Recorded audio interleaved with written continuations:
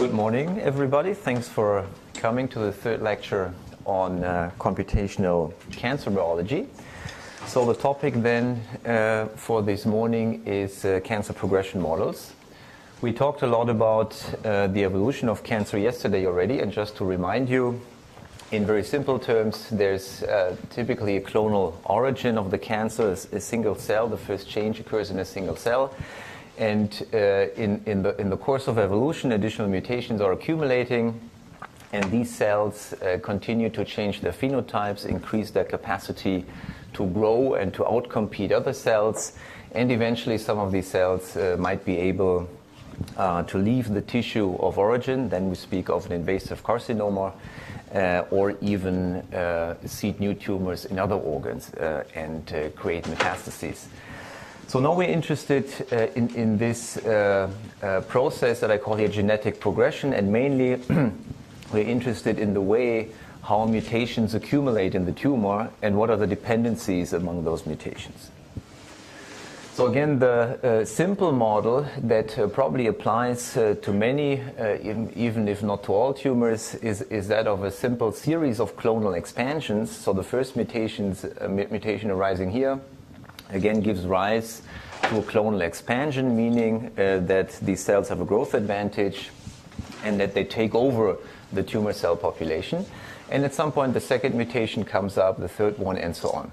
So in each individual tumor there's such a series of clonal expansions.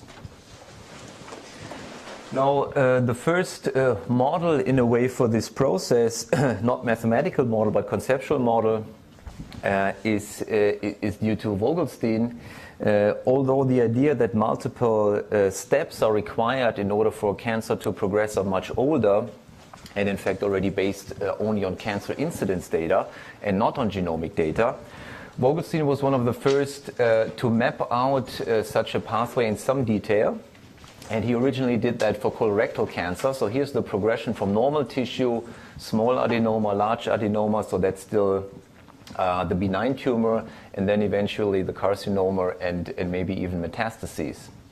So in colorectal cancer, he was able to map mutations in specific genes to some of these steps. So for example, the first one here is mutations in APC or beta-catenin, and then there's a range of other mutations, KRAS, PTEN, TP53, and so on. So this symbol here indicates a tumor suppressor gene or a mutation in a tumor suppressor gene. And we talked yesterday about how inactivation of a tumor suppressor gene works. And this symbol here stands for an oncogene. So this means a mutation that would activate the oncogene. So this linear progression, actually already in the original papers by Vogelgram, he never claimed that in each individual tumor it's exactly the same linear progression. And as we discussed yesterday at length, if we look at the sequencing data that we observe today, it's simply not compatible with a simple linear model that would occur identically in every single tumor. So it's somehow more complex than that, but the basic idea is still that there are some constraints on the order in which these mutations occur, and in a way that's the main goal for this morning, to look at models that can infer and estimate the order of genomic events that occur during tumor progression. So the simplest model then is a linear progression model. Again, just a series of clonal expansions denoted here by A, B, C, and then D. But it turns out that if we look at different tumors, even of the same type, histological type, this order of events is not the same in each individual. So we want the model to take this into account. And to connect this a little further to what we talked about yesterday. So yesterday we talked about phylogenetic methods. And the basic, the data that we're using to do this is a binary matrix where the samples are indexing the rows here, and the genetic alterations, the mutations or any other aberration, index the columns. So it's just a binary matrix. And our main goal yesterday was to estimate the evolutionary relationship or the dependencies among the samples. So using the profiles of mutations to describe each sample, and based on these data, this binary matrix, our goal was to estimate dependencies among samples. In a way, what we're trying to do now, and this is often called cancer progression models or oncogenetic models, is to do in a way the transpose of that. So now the tumor samples are again here and the genetic alterations are here, but the typical situation, as indicated by the different dimensions of these two matrices, is that we have a lot of samples and that we're interested in the dependencies among a rather small set of alterations. So there's a few key mutations and we would like to understand what their dependency structure is. So in a way, it's the same type of data we're starting with, also binary matrix, and the rows and the columns have the same meaning, the rows have a similar or even the same meaning, but we're now interested in dependencies among genetic alterations. So this is what I will focus on this morning. Okay, so the outline is then that I will start again with a tree model to describe these dependencies. That was the first model doing this, and it was termed an oncogenetic tree. This is why we call these oncogenetic models. And then we will generalize a bit from trees to directed acyclic graphs. And then I will move on to have a more explicit notion of the dynamics, of the waiting time. How long does it take for each such event to occur? And making inference in these models. Then we will look more closely at noisy observations. As usual, that complicates inference very much. And in the last part, I will talk a little bit about pathway level approaches. So rather than looking only at individual mutations or individual genes, trying to take into account the fact that they operate in pathways, in circuits, and trying to incorporate that into these models. Okay, so the basic notation and setup is very simple. By this vector x with components x1 up to xn, I'm simply indicating the occurrence of each of these n genetic events. So each xi is a binary random variable indicating whether a certain genetic event has occurred or not. If it has occurred, it's equal to 1, and if not, it's equal to 0.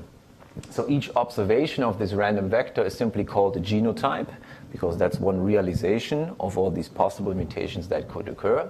And as I said, we're interested in the dependencies among the mutations. So in a way, it's a very general statistics problem, right? There's high-dimensional data, and we would like to estimate dependencies, covariance among these random variables here.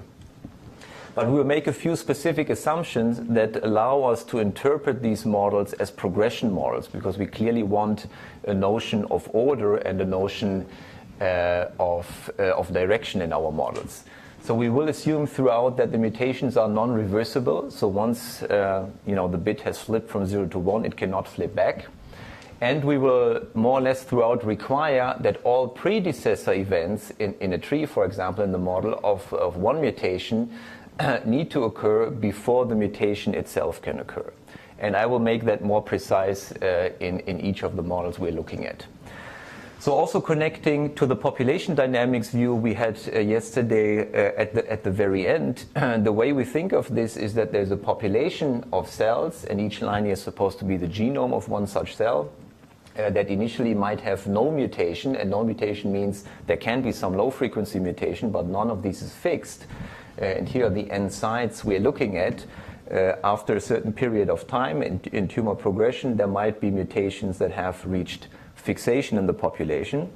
And again, this will be the result of a clonal expansion. So in a way, the model today is much simpler, much more coarse-grained in the sense that we're just recording that mutation has reached fixation and is now present in the tumor cell population. And that means that it can be detected by sequencing. It's not low frequency anymore, so it's not a big deal to detect these clonal mutations here. Okay, so let me start with the trees because they are simplest, and also because historically they have been around first. So in a way, I would argue they started the field. So an oncogenetic tree is a very simple model. Let's just look at the graph here on the right. Here are my random variables x1 up to xn, which is x4 here, and I added an x0, which is just the root node, and which we just set equal to 1. So you can read this as a Bayesian network. So the edges in this graph just denote statistical dependencies, and whenever there's not an edge, it means that these two nodes are conditionally independent. So as a Bayesian network, the oncogenetic tree is defined by a factorization over these local probability distributions, and you have one such local probability distribution for each vertex. And in that local probability distribution, you have to say what is the probability of this mutation occurring given the state of the ancestor, of the parent in the tree, right? And that probability matrix for binary random variables usually has two free parameters, right? And what we're doing in these oncogenetic tree models is we are specializing this matrix. So the first row of this matrix doesn't have any free parameters anymore. And what it says is that the particular node can acquire the mutation only with probability 0, cannot acquire the mutation if the predecessor mutation was not present. So the first row in this matrix ensures that a mutation can only occur if the parent mutation has already occurred. If it has not occurred, it will not happen. And then there's only one free parameter here per local probability distribution, and that's just the probability for that mutation to happen given that the predecessor mutation has already occurred. So in a way, it's just a Bayesian tree model with a more specific local probability distribution. So let's look at an example. Here's my root vertex again. And since there's only one free parameter, I just from now on call it theta 1, theta 2, theta 3. So I just name it by the vertex the edge is pointing to.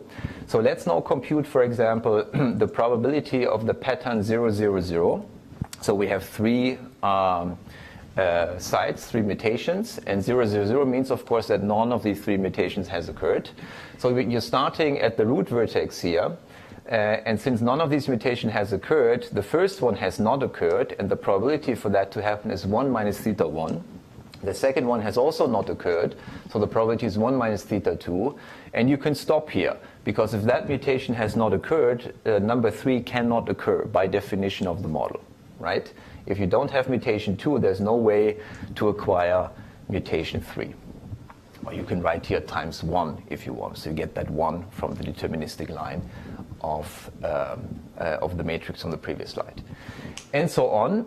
Note in particular that some mutational patterns now have probability 0, such as this one, for example, 001, so only mutation 3.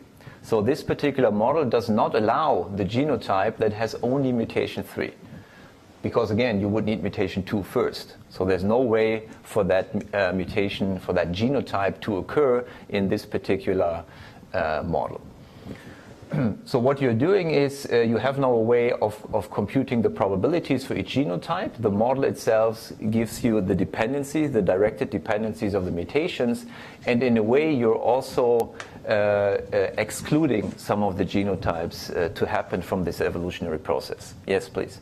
So can you explain what is the advantage of such a model if you assume that there are no errors, in the sense that if the parent mutation didn't occur, then the daughter mutation cannot occur. Therefore, you can simply, take your samples and derive a partial order on them, and you reconstruct the tree. You don't need a probabilistic model. So what do you get out of it?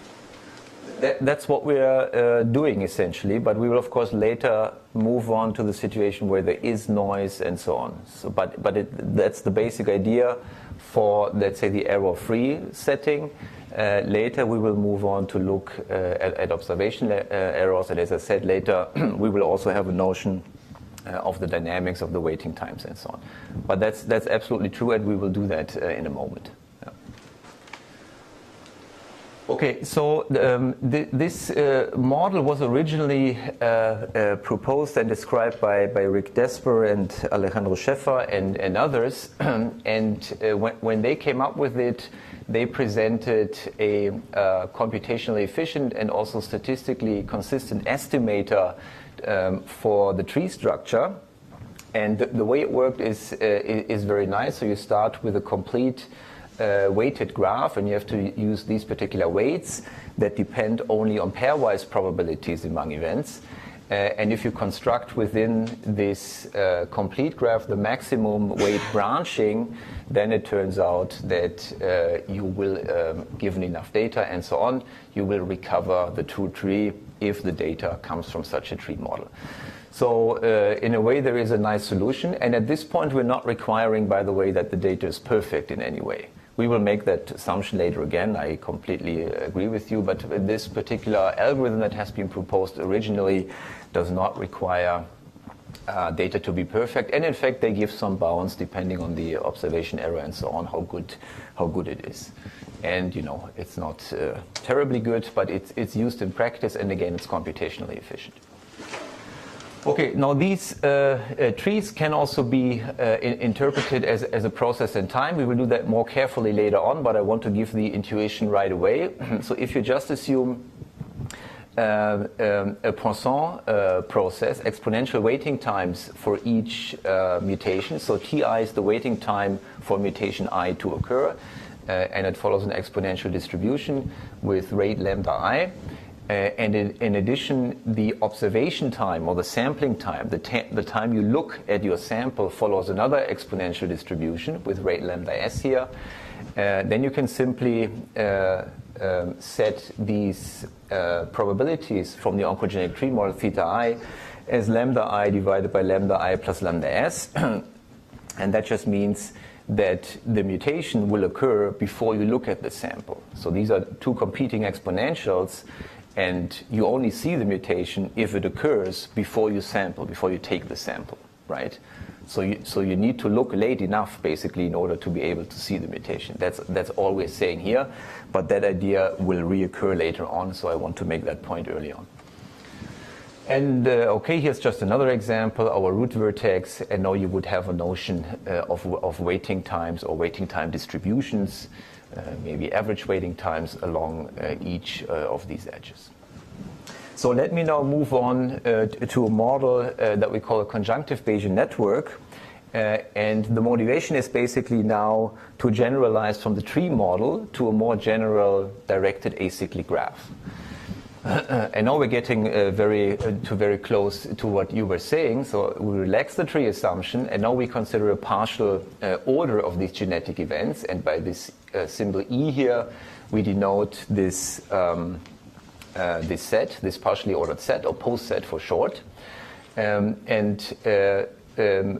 want to define what an order ideal here is. So an order ideal G, so this is the same notation as for the genotypes, it's just a subset of E, a subset of genetic events that is closed downward with respect to the poset. And that simply means that if you have two events that are partially ordered, that are ordered, where you have a relation between them, E1 smaller than E2 in the poset, and the larger one is in G, then it implies that the smaller one must already be in G. So everything smaller with respect to the poset must also be inside that set. Then we call that set an order ideal. And it's not hard to see, and I'll show it to you in the example. I think it becomes very obvious. These order ideals are exactly the genotypes that are compatible with the order constraints in E. And by compatible, I mean they don't have probability 0. Remember already in the tree, some of the genotypes have probability 0. And I'm saying the ones that are not constant, do not have constant probability 0, are exactly the order ideals of this poset. So also in this model, we continue to assume what's usually called monotonicity. So each event can occur only if all predecessors have occurred. Remember, in the tree, of course, tree is defined by the fact that you have exactly one, or let's say at most one, except for the root, you have exactly one predecessor, and we require that predecessor to occur before we can move on with the next mutation. Now we have a more general directed acyclic graph. And the way we extend it here, there's other ways, but the way we extend it here is that we require all of the predecessors to occur before we can move on to the next mutation. And that's where the term conjunctive Bayesian network comes from. You need like an AND between all your predecessors before you can move on to the next mutation. So here's an example. So here's such a poset among 4 genetic events, simply labeled 1, 2, 3, 4. And the relations are listed down here, but they're also indicated in the graph here, the Hasse diagram. So 1 is smaller than 3, 2 is smaller than 3, 1 is smaller than 4, and 2 is smaller than 4. These are the only relations among the mutations that are present here. Now the order ideals, in fact, they form a lattice, but it doesn't really matter so much right now. You can also look this just as a set. The order ideals are all these subsets here, starting with the empty set. That's clear. Let's look maybe at one of them to check that property. Maybe 1, 2, 4. So what I'm claiming is that in this set, any event that's smaller than any of these is already inside. So for example, let's look at event 1, where there's nothing smaller than 1, so that's fine. Let's look at 2. There's nothing smaller than 2, that's also fine. So only 4 is interesting, but smaller than 4 is 1 and 2. But 1 and 2 are already in the set. So this set is closed downward with respect to the partial order. Okay, these are the order ideals, and as I said, these are exactly the genotypes. And on the right-hand side, of course, that's the same object. I'm just writing these subsets. I'm just indicating them now as binary strings, so that's probably more intuitive for a genotype. But throughout this lecture, I will use either the subset notation for a genotype or this binary string. So we call that the genotype lattice here. So in a way, these partial orders here among the mutations imply a certain subset of genotypes where the evolutionary process is happening and is occurring. So I also want to mention this notion of an exit set without going through the formalism. It's not very complicated, but I think the intuition is enough here. So the exit set of a certain genotype is simply the set of mutations that can occur next, or that could occur next. So for example, suppose you have this genotype here that's defined by mutation 1 and 2, then you have to look at your poset in order to see which mutations are possible now. And it turns out if you have 1 and 2, you can have next either 3 or 4. So you can go either this way, acquiring 3 in addition, or you can go this way, acquiring mutation number 4 in addition. So the exit set of this genotype would consist of 3 and 4. And we simply write then that the exit set of G is this set of 3 and 4. The exit set, let's say, of this genotype would just consist of 2, and so on. So exit set means you're sitting somewhere in the lattice. What are my options, basically, to acquire additional mutations? Okay, with that notation, we can write down what the conjunctive Bayesian network is as a statistical model. Again, it has parameters theta 1 up to theta n, so one parameter for each genetic event in my poset E. And I'm writing down what the probability is of observing a certain genotype G. Well, for each genetic event that has occurred in this genotype, I have to multiply the probability of that genetic event, theta E. I get a factor theta E. And for each event that could have occurred but has not occurred, namely for each event in the exit set of G, I get a factor of 1 minus theta E, because it has not occurred. 1 minus theta E is the probability that the mutation has not occurred. So that's maybe, in a way, the simplest way to write down the model. And I think it's very intuitive. You have a certain number of mutations, and you say, okay, the probability for that is the probability of each mutation in the genotype, multiply them, and then times 1 minus the probability of each event that could have happened according to the constraints of my model but has not happened. I think it's very, very intuitive. Equivalently, we can again take the perspective of a Bayesian network, because at the end of the day, these are specific Bayesian networks. So for many of you will be familiar with Bayesian networks, so I want to make that connection here. You can say that, again, it's a Bayesian network for these random variable XE indexed by the poset. And there is an edge, again, whenever there's a cover relation in my poset. And the local probability distributions now are, again, highly specialized. Remember, so these local probability distributions, the number of rows now is 2 to the number of parents, right? Because now I have to say what's the probability of the mutation given any constellation of the parents. I have, let's say, n parents.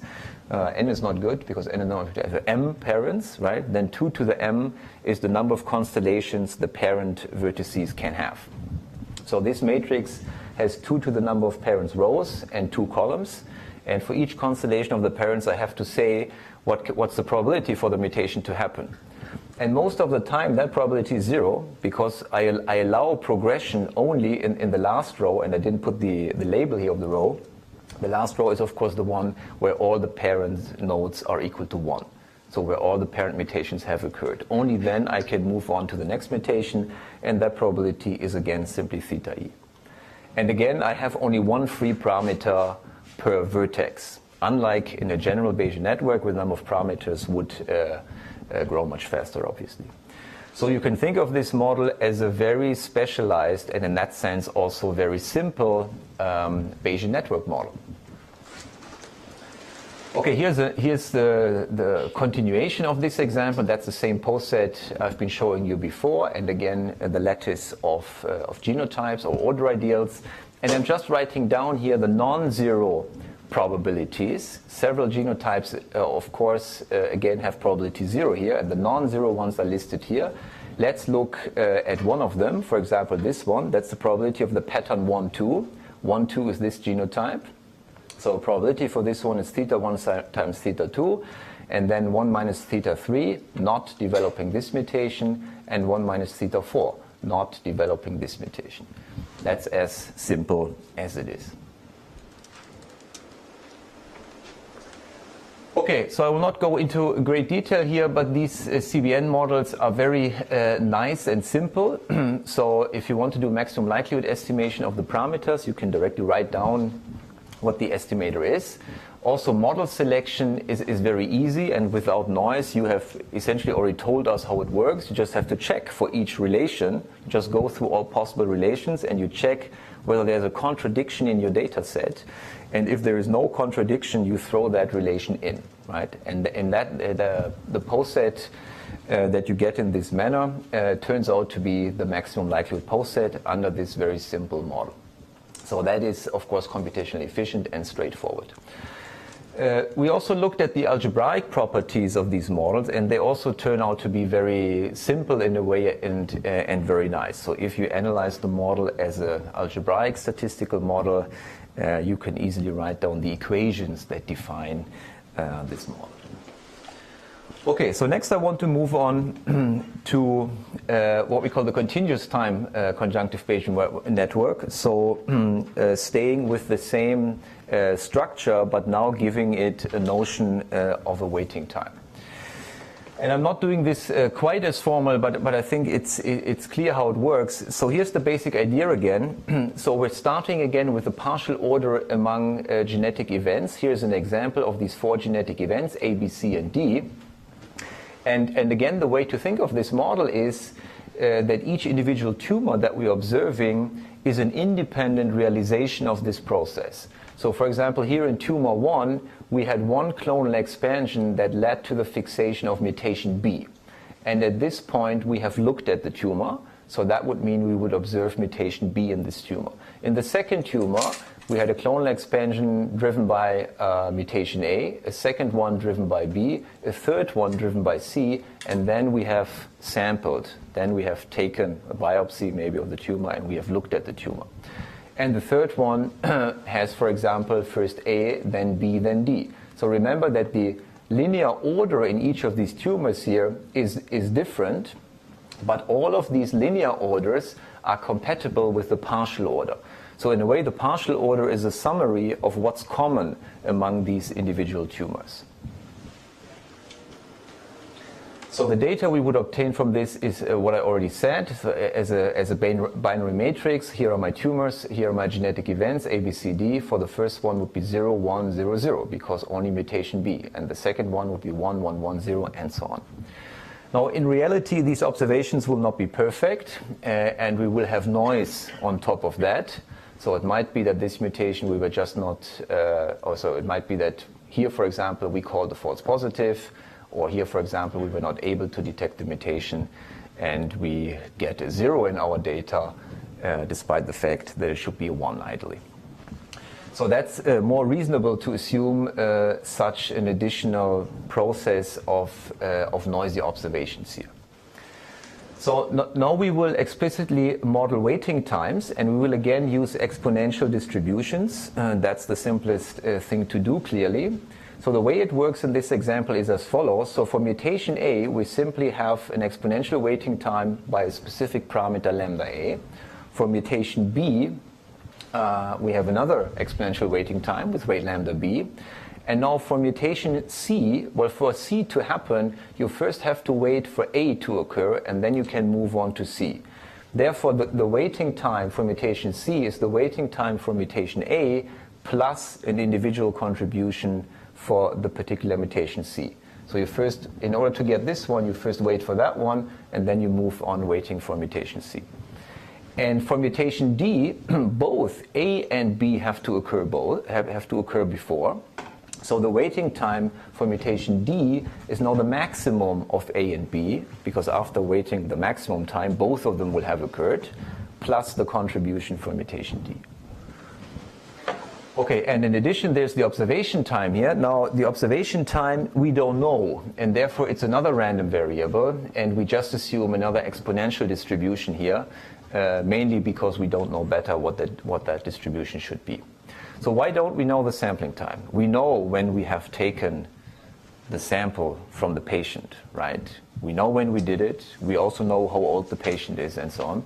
But what we don't know is when this evolutionary process started. So we don't know the time point relative to the onset of the evolutionary process, because in general we have no idea when the first genetic event occurred in the tumor. Therefore, this sampling time is not known again. You have one parameter per sample?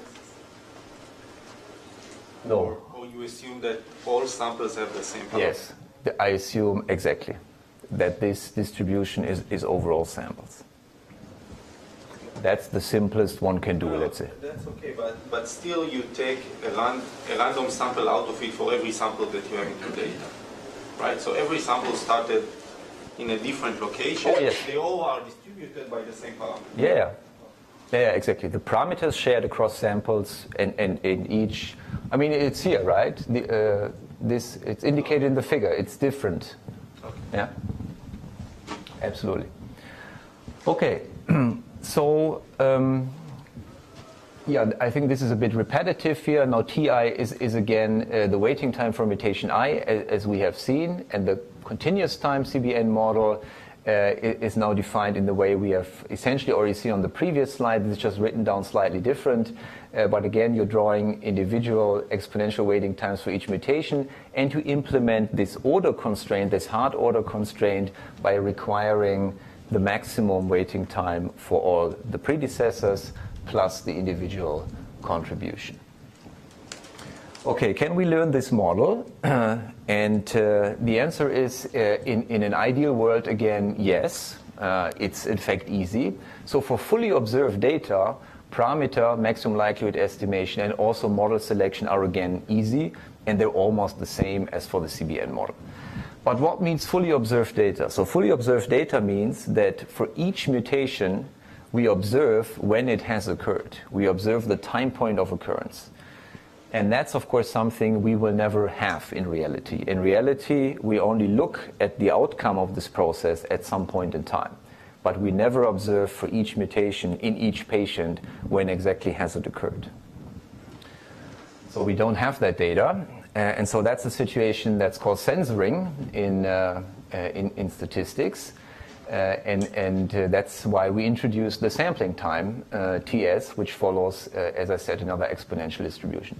So there's different ways now to deal with this. One way is to use an EM algorithm, so to estimate these observation times, the observation time, but also the occurrence times of the mutations in an iterative fashion.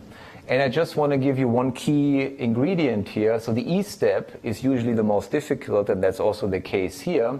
Now in this E step, essentially, you have to compute the expectation of a maximum of waiting times. Now that's in general a bit difficult to compute an integral or an expectation over a maximum of random variables. And the solution that you can derive here has a structure that looks like this. Basically, in order to compute the maximum over, let's say, these three waiting times, T1, T2, T3, you have to sum over all possible pathways in the hypercube, starting from the empty set here, going to the set that has all of the mutations. So you need to consider all of these pathways. And then the contribution you get from each pathway is the probability of picking that pathway, which is given just by a product of these competing exponentials. At each point, you have several choices, and you just need to multiply the probability that you pick that one times the expected waiting time that pathway takes. So there's a very intuitive notion, basically, in order to compute how long does it take to get here, maximum of these. Well, you have to consider again all pathways, and for each pathway you have to weigh the pathway by its probability and then look at its expected waiting time. Okay, so the point I really want to emphasize is that these posets now in a way define the geometry of the genotype space. And here are a few examples, again only on 3 mutations.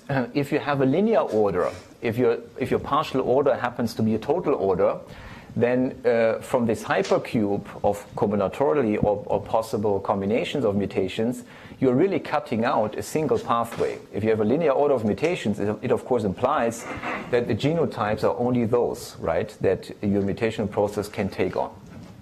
On the other side, if your poset is empty, no order constraints among the mutations, then you have the full hypercube. Then any mutational pathway is possible. So in a way, the idea of the model is to say, look, this is too strict. That's the Vogelstein model, right? This is too strict. The data doesn't fit it. And this would mean all mutations are independent, right? There's no relations among the mutations. So the idea is to say maybe there's something in between. It is reasonable to find some order constraints among the mutations.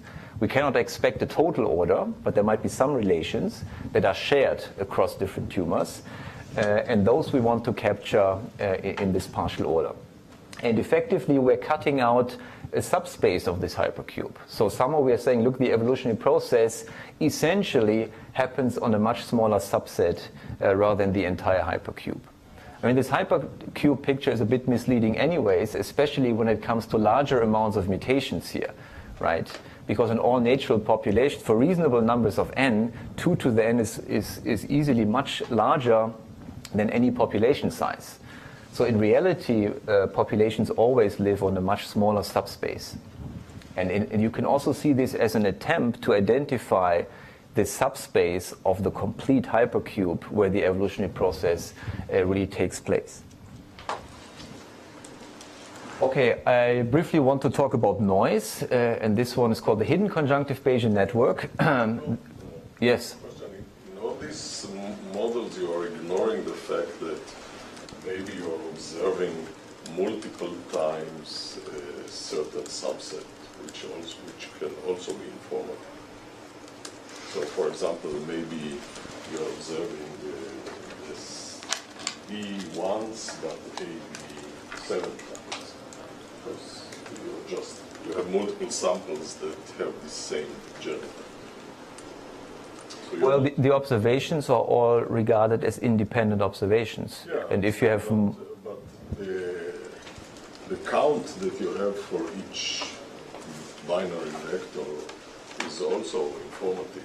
But it enters, I mean, okay, I didn't write down the likelihood, but the likelihood is, of course, where's at least the probability somewhere. This is but it doesn't matter. This is the probability for one observation. The likelihood would, of course, just be the product over these guys for all observations. And if there's a certain observation that occurs 5 times, that factor occurs 5 times. So it will enter the likelihood. Absolutely. Do you constrain, because you mentioned you have sparse data in the end, so are there measures to regularize this process and make sure you're not overfitting essentially and just enumerating all possible paths? So no, we're not regularizing here in any way. I think probably the main answer here is that the number of parameters is not very large. The number of parameters is just the number of vertices in the graph. So it's not the usual Bayesian network learning situation is, okay, the number of vertices is fixed, but the more edges you put into your graph, the more parameters you get. And that's not the case with this very specific model, because the number of parameters is always equal to the number of nodes. So in that sense, you cannot overfit. I'm not saying in general you cannot overfit, but in the usual way, by just adding more parameters, by adding more edges, you cannot overfit. Okay, so let me talk a bit more about the noise, maybe quickly. So this is again the representation of our setting so far, but this is now represented as a full probabilistic graphical model. Again, in this example, we have 4 genetic events. These are the waiting times, T1, T2, T3, T4, and these are the relationships. This is the partial order among the waiting times. Here is our observation time, or time to diagnosis, and the censoring event here that finally gives rise to the observed, let's say to the genotypes, X1 up to X4, is what we have looked at already. Now, in addition, I want to add this noisy observation level. So now we assume that what we're observing is this genotype Y, so binary random variables Y1 up to Y4. And they are, again, obtained from X, the true genotype. We think of X now as the true genotype, Y as the observed genotype. They are obtained from X by a simple error process, an error model, that gives the rate of flipping a bit.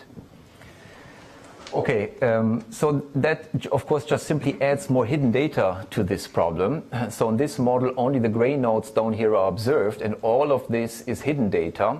And what we're mainly interested in is the edges among those nodes here, right? But in a way, we need all of this. We need this for the censoring process, and we need this if we want to account for noisy observations explicitly. So one way to do this now is again to use an EM algorithm, and you can use, for example, a nested EM that accounts for these 2 types of hidden data. Again, the time points of mutations and sampling, and the true genotype as opposed to the observed genotype. Model selection now becomes more complicated. You can sample. We did some simulated annealing. You can do other things, of course. Then we also did a Bayesian approach of this model, and in fact, this is work that Thomas has done, who is here, a fellow in the program. He developed a Markov chain Monte Carlo sampler to sample from the posterior distribution, and he introduced some new move types in order to make this sampler more efficient. Still turns out to be a hard problem for a large number of events, but he did make some progress here. So this slide just shows that it really works in these cases, and that you really get, or most likely, really get a sample from the posterior distribution. And of course, then you can quantify all the uncertainties that you have in your estimated Posets structure, for example. And this is boiled down here to pairwise relations, either among the cover relations or among all relations. And then you see some of them are fairly stable, have a very high posterior probability, and of course others are not as stable. Okay, I want to go through a few examples and applications. Historically, these models have been applied to CGH data, and they have become a bit out of fashion, but nevertheless, I want to mention it here. So comparative genome hybridization is a technique to detect large-scale events in these cancer genomes, namely the loss or the gain of a large part of a chromosome arm.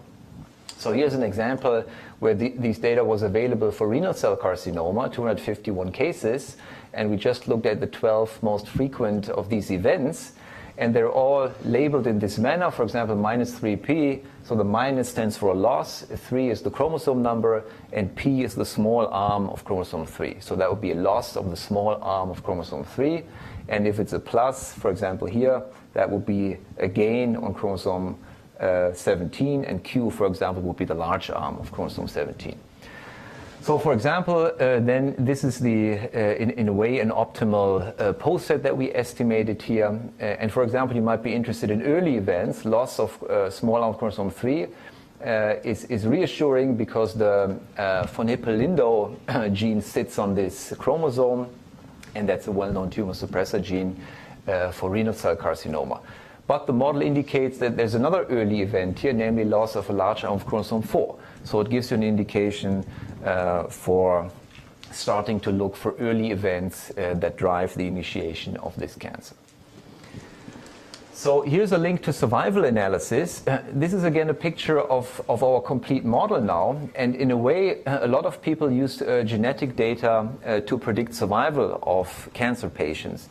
Now, if you believe this model, you would say, okay, this is the observed data, but this is in our model the true genotype. So in a way, the true genotype here should be more informative about survival than the noisy one that we estimate, right? So what we did is we simply compared models predicting survival based on the observed genotype versus the estimated true genotype. We don't know the true genotype, but the model gives us a way of estimating this.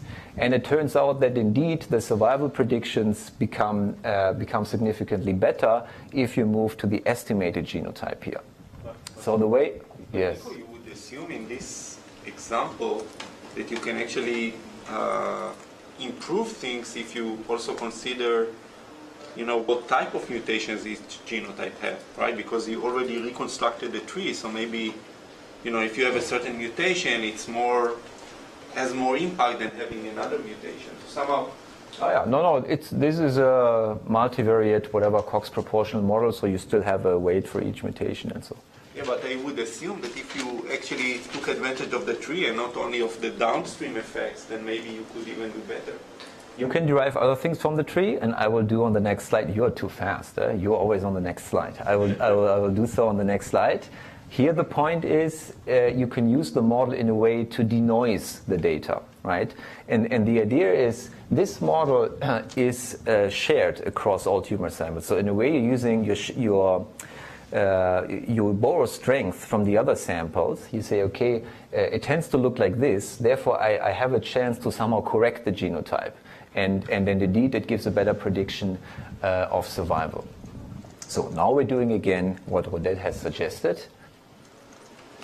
Namely, one way to use the structure of the tree is something that we tend to call a genetic progression score, but it really just is an expected waiting time, namely the expected waiting time for all the mutations that I find in my tumor, or more precisely that I think are present in my tumor, namely the XJ rather than the YJ. So I'm just saying, okay, I think these mutations should be present in the tumor.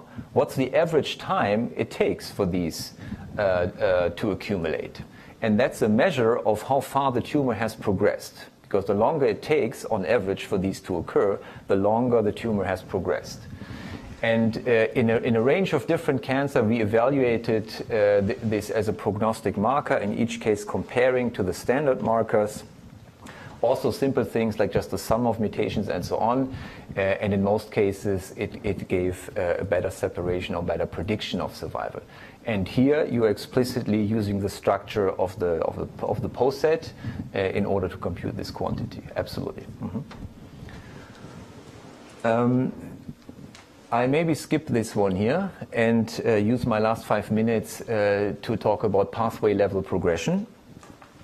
So the idea is now that, there's so much variation among the order in which mutations occur. Maybe this is because what really matters is the pathways that are affected. Maybe it looks very diverse on the gene level, but maybe it's much better on the pathway level. So the first and maybe simplest thing you can do is you take your observed genotypes, your binary matrix here, and you simply map it onto a given set of pathways. And you're saying that a pathway is mutated whenever at least one of the genes in the pathway is mutated. So you take your favorite list of pathways, and then what you get is again a binary matrix. The rows are again the tumors, but the columns are now pathways. You cannot read it here, but this is, angiogenesis, apoptosis, and so on, whatever your favorite list of pathways is. And then you can use the same model and estimate dependencies among altered pathways. So for example, here's an example from glioblastoma. On the left-hand side is the poset on the level of trees. On the right-hand side is the poset on the level of pathways. And apoptosis, for example, is the single early event here. That makes a lot of sense. Then come a lot of signaling pathways. There's some dependencies here. Invasion is a very late event. If we compare the stability of the two models in a statistical sense, turns out the model is much more stable on the pathway level. So giving some indication that maybe the pathway level is the more relevant level to describe tumor progression. And we did this for a range of other tumors. Let me skip this one. And then we also pooled data from different tumors. And that's what I call here a global model of pathway progression, simply meaning that this is data across different tumor types. And you get a fairly stable model, actually, where, again, apoptosis is, of course, an early event. Several signal pathways are involved, and so on. So there's certainly things that are shared among different tumor types. Yes? Quick question. What do you mean by stability? Yeah, by stability, I mean here how sure am I about the edges in my tree. And depending on what your inference is, in, let's say, in the likelihood framework, you would maybe typically do a bootstrap analysis to assess that. If you do a Bayesian analysis, you can look at posteriors and so on. Okay, and then this idea came up already some time ago. Actually, I think when Ben and I were at some conference at some point, that ideally would like to do the two things at the same time, estimating the structure of the pathways de novo and learning their dependencies. And then Ben and Fabio finally did this, realized this in a paper published last year, where the idea is to identify groups of genes, pathways, by the mutual exclusivity criterion. And then they restricted their model to linear pathways. So their model can find these groups of genes de novo, so I'm not starting with a given list of pathways, and instead I find these groups, and I can order them in an optimal linear fashion.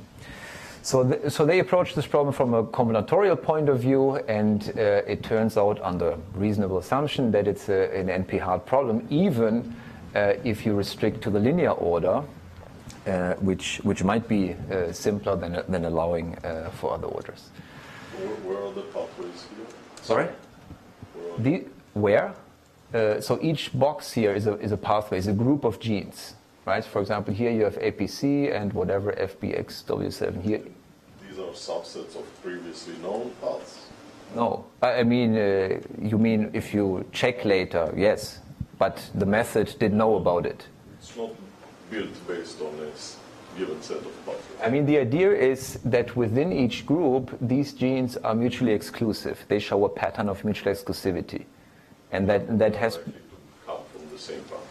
Yes, I mean, that's the idea. That I mean, the model wants to suggest that these probably operate together, and for the progression, you need to affect this pathway, this group of genes, and it can be either one, and it typically is only one of them.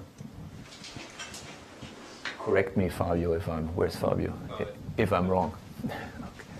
Okay, and the same idea we looked at from a probabilistic point of view. So here again our waiting times, T1, T2, and so on. And now we have random variables U, and these are now the waiting times for the pathways, right? So in order for a pathway to be mutated, you need at least one of the mutations to occur first. And for the next mutations to occur, you have to wait until the upstream pathways are mutated. So the model becomes a little bit more involved now, because there's no waiting times for genes and waiting times for pathways. There's again an observation time, and there's again a layer here of noisy observations. And this model now combines the waiting time-based way of finding mutual exclusivity sets that Ben mentioned yesterday, and the CBN model, the waiting time CBN model that I talked about today.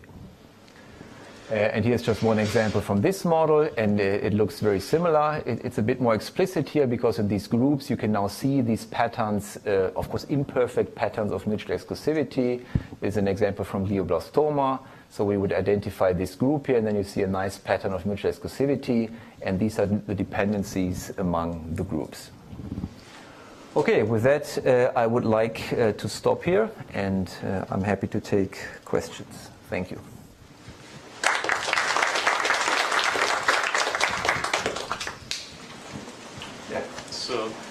What you talked about yesterday, and you explained this before, was essentially sort of looking at the matrix from two different angles, right? So have people now tried, or is there data available that if you had multiple biopsies with different mixtures of clonal populations, to combine that with these models that you talked about this morning? Yeah, that's a very good point. So most of this has been developed in the times where we had one sample per tumor, right? And again, the idea was to learn something that's common among a group of tumors. Now, a lot of data is accumulating from within one tumor, and it's indeed a very good question how to use that to also inform these models. I think this is something that hasn't really been done yet. But I know many people are thinking about it, and I mean, the simplest thing, we discussed it already yesterday evening a bit, the simplest thing is to take multiple samples from one tumor as independent observations in this model, right? And maybe give them some weight to account for the fact that they come from the same individual, to normalize for that. But that's clearly the most straightforward way to do it. I'm sure one can be more clever about it and so on. But that would already make sense to me, because then you're asking for common features of the evolutionary process within several tumors.